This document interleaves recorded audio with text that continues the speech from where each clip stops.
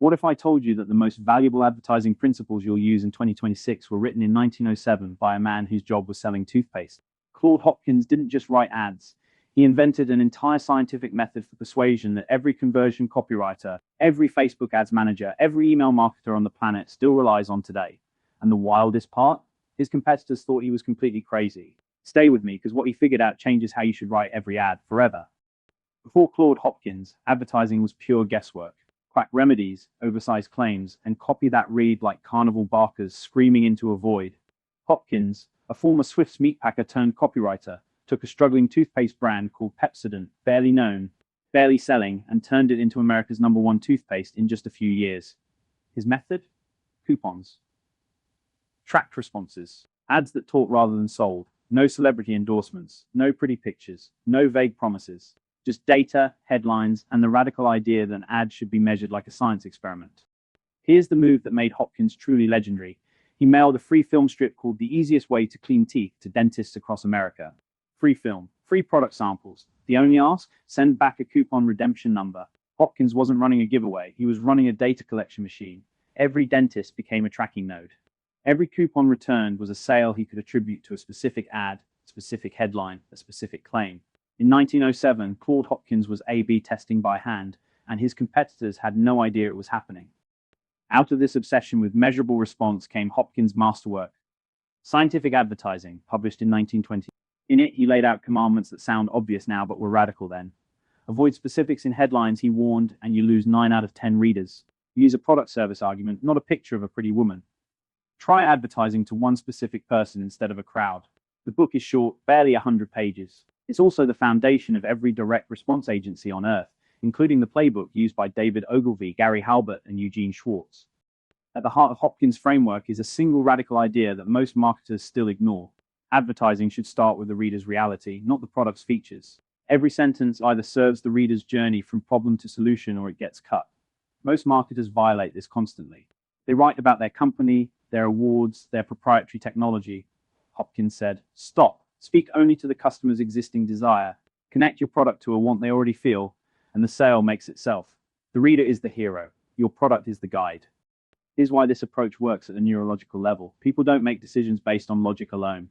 They make decisions based on emotion, then justify them with logic afterward.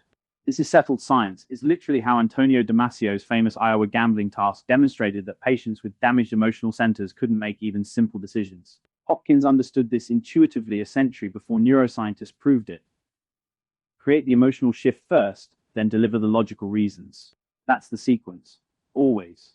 Reverse it and you lose the sale before the body copy even loads. Let me give you the actual rules Hopkins operated by. Rule 1, the more you tell, the more you sell. Long copy outsells short copy when it earns attention. Rule 2, never assume a claim works. Test it. A/B test it. Track the response. Rule 3, study the customer more than the product. Your ad should be a mirror reflecting their deepest wants. Rule 4, name a specific person when you write. One reader, one problem, one solution. These 4 rules alone could transform your conversion rate, and they cost Hopkins absolutely nothing to share.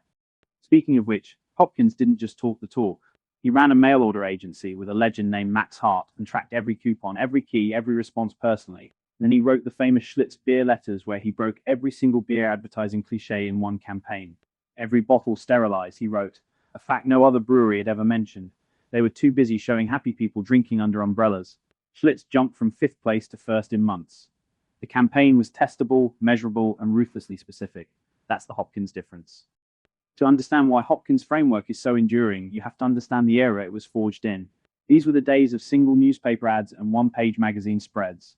A single headline and one illustration had to stop a reader mid-flip, make them read 3 full paragraphs of body copy, and drive them to mail a check or visit a shop. The constraints were brutal.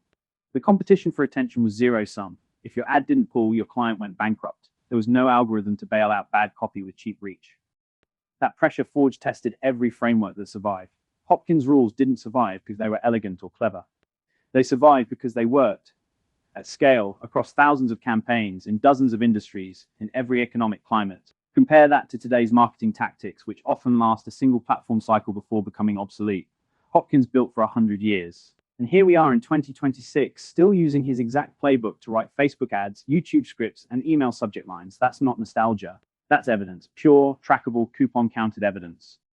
Here's where most modern copywriters completely butcher the Hopkins framework. They use the structure but skip the substance. They start with the product. They lead with the company name.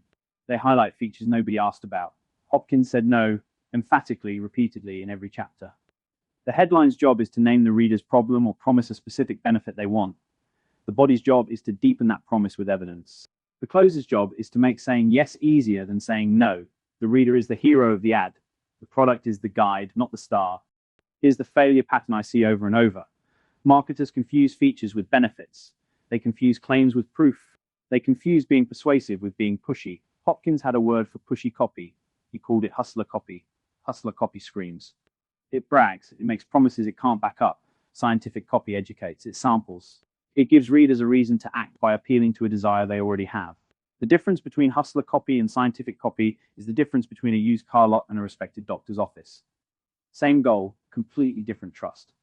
So how do you actually apply Hopkins in 2026? The principles are timeless, but the application evolves. Start with search intent. Your reader types something into Google. That exact phrase is their problem stated in their own words. Mirror that problem in your headline.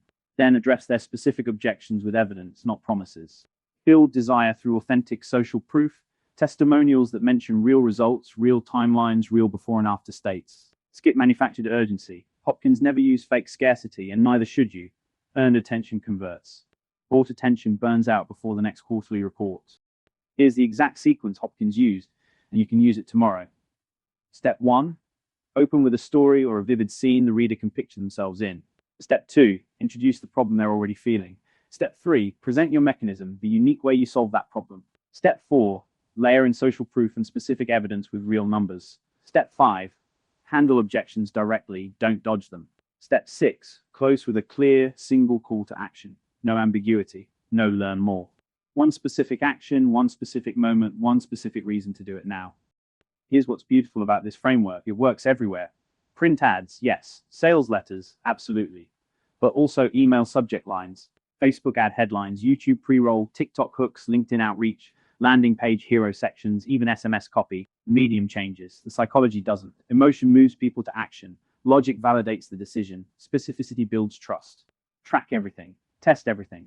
These 4 pillars survive every platform shift because they're built on how humans actually decide, not how a particular algorithm happens to rank content this quarter. Hopkins hammered specificity more than any other principle. He said, and I'm paraphrasing, that a vague headline invites a vague response. A specific headline with a specific number, a specific time frame, a specific outcome gets clicked, read, and acted on. Lowe's weight is wallpaper. Lowe's £14 in 30 days without giving up pasta is money. The more concrete your claim, the more believable your ad becomes. Vague claims sound like every other ad. Specific claims sound like someone who has actually done the thing they're selling. Be that person. Here's the piece most modern copywriters skip, and it's the piece Hopkins said mattered most. Track everything.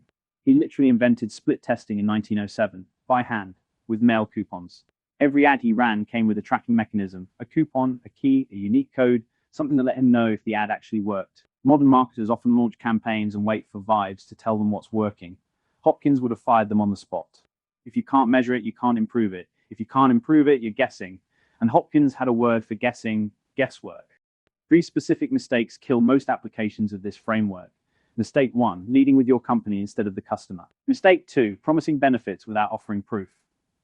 Mistake 3, making the call to action vague, hidden, or buried. Hopkins would have flagged all 3 on page 1 of Scientific Advertising.